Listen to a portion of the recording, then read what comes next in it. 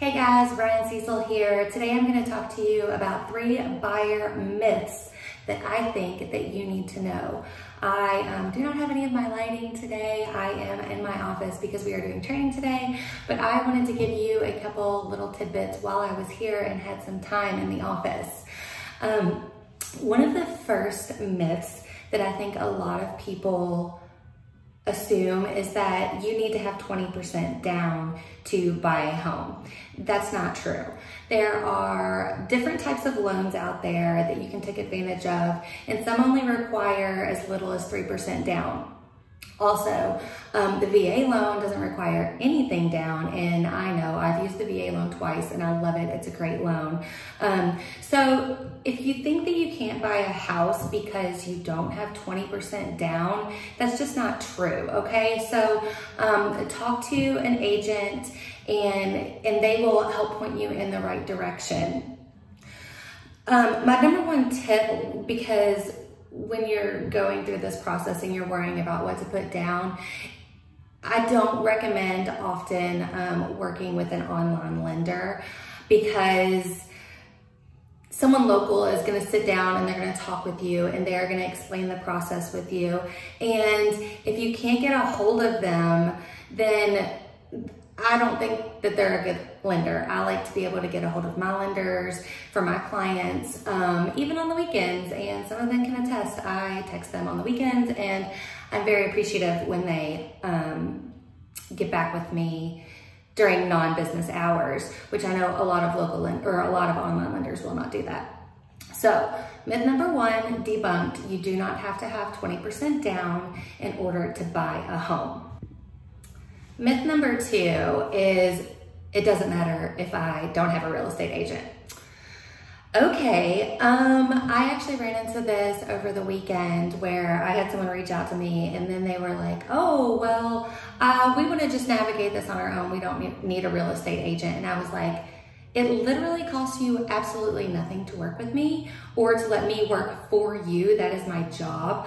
But now that they have chosen not to work with a real estate agent, they have to schedule showings. They have to figure out how to get in the house. If there's a Supra lockbox, if they don't have access to the MLS or showing time, navigating the home buying process without a real estate agent should not happen.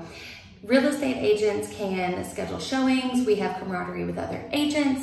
So when it comes time to write an offer, if you don't have somebody going to bat for you, another agent, the listing agent, may just kind of look at you like, this person doesn't know what they're doing, so this deal may fall apart, so they're not going to accept your offer. So that's just something to think about. And when it comes to negotiations, like, that is part of our job. So you want somebody that can negotiate for you and be an ally and an asset to you. So don't try to navigate the process on your own. And another thing to keep in mind, that if you choose not to work with a real estate agent, the selling agent might be writing your contract, and you need to be mindful that the listing agent always has the seller's best interest in mind. They want to do what is best for their seller, and that is what they're going to do. So keep that in mind. That's why it's always really good to work with a seller's agent and a buyer's agent. And a lot of us don't do dual agencies because we have our seller's best interests in mind. All right, myth number 3, and this is a good time to talk about this because it is fall, the kids are in school, the weather is changing, and people are like, oh, well, I'm just gonna wait until spring to start looking for a home because, you know, the weather will be nice and, you know, people just kind of want to get out. But let's be mindful that in Louisville, the spring here is Derby season. So you've literally got 2 whole months of Kentucky Derby festivities that are happening, and people are renting out their houses and their Airbnb, and the city is buzzing, and it is just like crazy fun town here. So the spring maybe in Louisville is not the best time to buy a home, but I mean, I understand if people want to wait, but consider this. If you start looking for a home in the off season, you might get a better deal. So it could save you money because there's less buyers and sellers are wanting to sell their home before the holidays. So that's kind of where we wrap up today. Just the 3 myths that I kind of wanted to go over and talk to you about a little bit. I know this video went a little long, but I will be back on the good old YouTube at some point soon.